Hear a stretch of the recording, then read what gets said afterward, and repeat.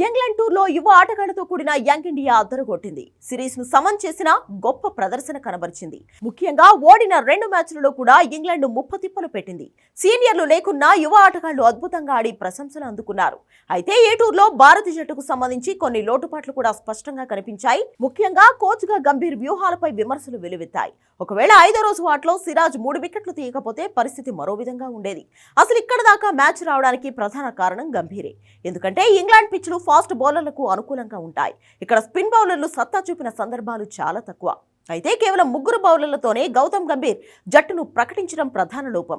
సాయి సుదర్శన్ స్థానంలో హర్షదీప్ సింగ్ ను తీసుకుని ఉంటే మ్యాచ్ ఫలితం మరింత తొందరగా వచ్చేది. ఎందుకంటే అప్పటికే ఆకాశ్దీప్ అలసిపోయాడు. సిరాజ్ తప్పనిసరి పరిస్థితిలో బౌలింగ్ వేశాడు. ప్రసిద్ధి కృష్ణ ఇబ్బంది పడుతూనే బంతులు వేశాడు. వీరి 3 మీద ఒత్తిడి తగ్గించడానికి గిల్, రవీంద్ర జడేజా, వాషింగ్టన్ సుందర్ కు అవకాశం ఇచ్చినప్పటికీ ఫలితం లేకుండా పోయింది.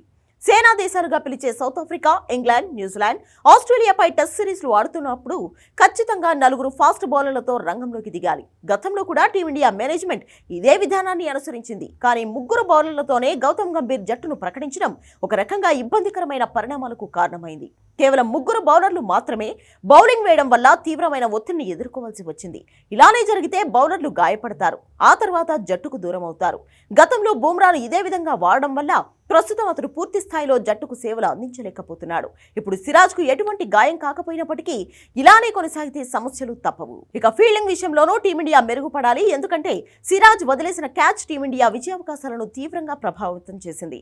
అలాగే స్లిప్పుల్లో కేఎల్ రాహుల్ క్యాచ్ జారవిడిచిన తీరు కూడా ఆశ్చర్యపరిచింది. 3వ స్థానంలో బ్యాటింగ్ కు వచ్చిన కరుణ్ నాయర్, సాయి సుదర్శన్ కొన్ని సందర్భాలలో మాత్రమే మెరిశారు. మిగతా అన్ని సందర్భాలలో చేతులెత్తేశారు. అయితే తదుపరి టెస్ట్ సిరీస్లో ఈ స్థానాల్లో వారిని ఆడిస్తారా, కొత్త ఆటగాళ్లకు అవకాశం కల్పిస్తారా అనేది చూడాలి. ఈసారి ఎలాగైనా WTC కప్ గెలవాలని పట్టుదలగా ఉన్న టీమిండియా ఈ లోపాలను ఖచ్చితంగా సవరించుకోవాలి.